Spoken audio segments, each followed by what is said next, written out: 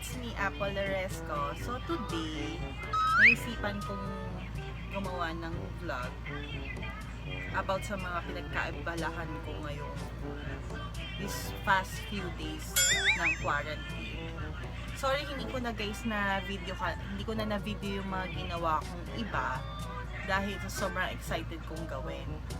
So yun, ang ginawa ko, nag-iisa ko ng bahay namin dahil hindi naman tayo pwedeng lumabas nang hindi naman importante yung gagawin natin. So para hindi ako maboard dahil inaatake ako ng anxiety ko. So dyan yung mga inaatake ng anxiety ngayong quarantine, yung parang tamang hinala. Hindi, yun nga. Kasi guys, may asthma ako. Actually, hindi lang ako, pati yung mga kids ko is may asthma. So para akong ano ba ibig sabihin nito?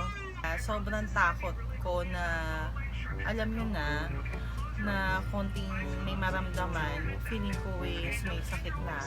So sobra talaga yung pag-iingat ko sa sarili ko at lalo na sa family ko, sa mga kids ko.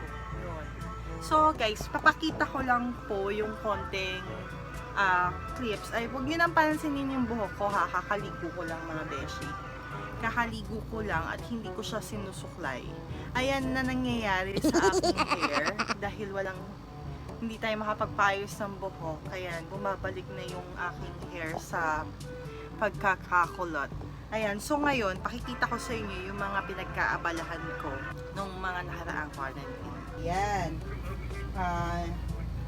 Dahil ang ginagamit namin is, kasi yung bahay namin guys, hindi pa tapos. So, dahil na, alam nyo na, pag nagpapagawa ng bahay, mahirap ang budget. So, yun.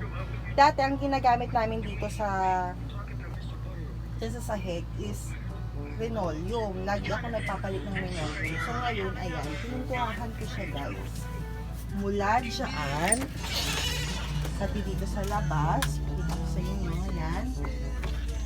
Yan, yung labas namin. Yan. Pati yung hagdanan. Yan. Yung hagdanan, talagang bonggang pininturahan ko siya. Sorry madilim ba? Yan. Ayan. Hi ka lang sa vlog. Yan. Tapos hanggang dito sa may kusina. Hanggang dito, yan. Yan, inayos ko yan. So, dinisignan ko siya. Yan yung inayos ko yung dito, sa side na yan, sa may bandang hagdanan. So, ang plano ko pa sa mga next na araw is, etong dingding, yan, itong dingding is pipinturahan ko siya, balak siya. Ayan.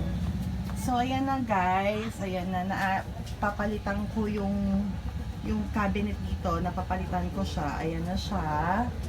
Sobrang ganda niya ng guys, tignan na niya. Oh, di ba? Cute na niya.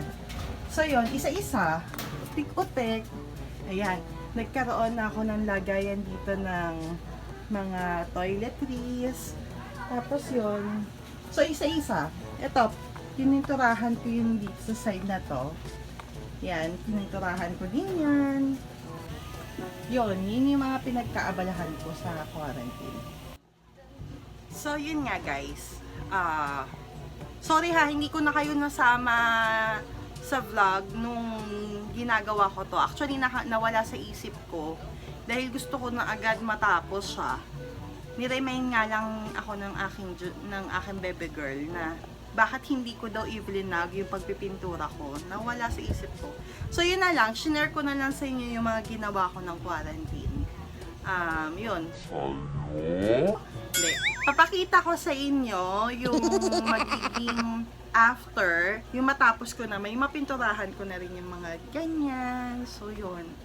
Sino yung nakaka-relate na mga mommies na hindi afford, paano ba?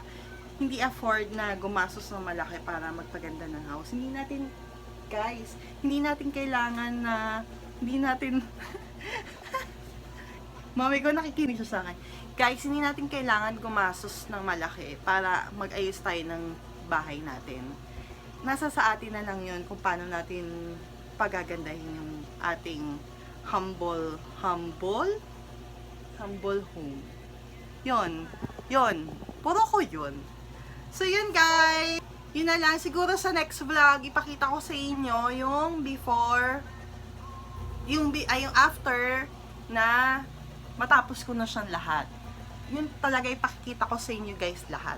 Stay safe guys. Huwag lalabas kung hindi naman po kinakailangan. Bahay pa rin tayo guys for the safe, para sa safety natin. Hi guys. So yan na. Tutuloy ko na po yung pagka-clean ng aming kitchen. So yan na siya. Yan. So tutuloy ko na yung pagka-paint na.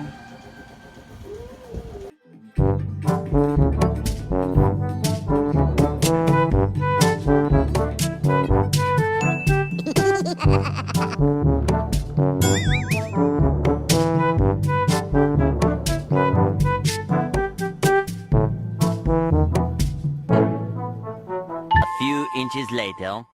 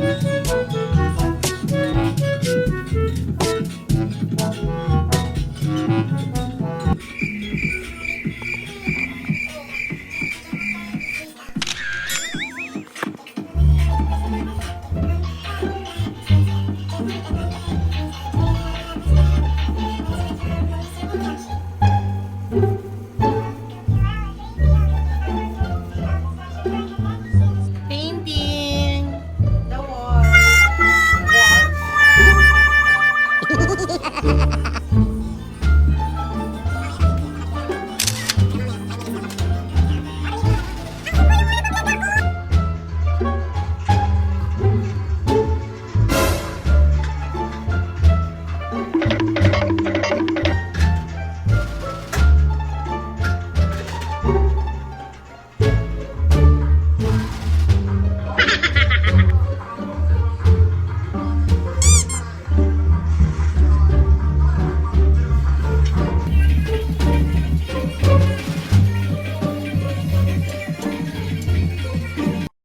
A few moments later.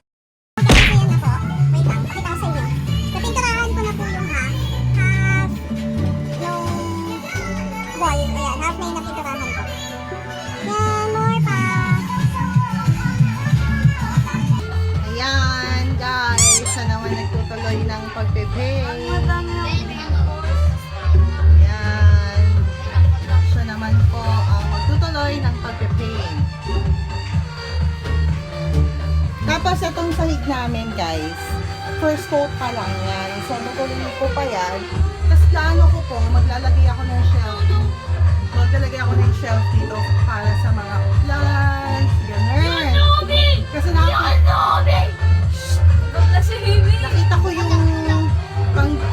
ko yung design ng Pinterest.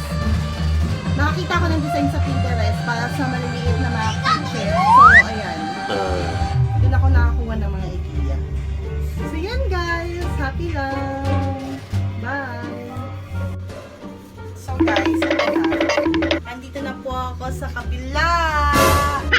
Yan. Kabila na. Tapos na po yung sa kabila. Ayan. First coat na yan. So, dito na tayo sa kabila. Konting push na lang.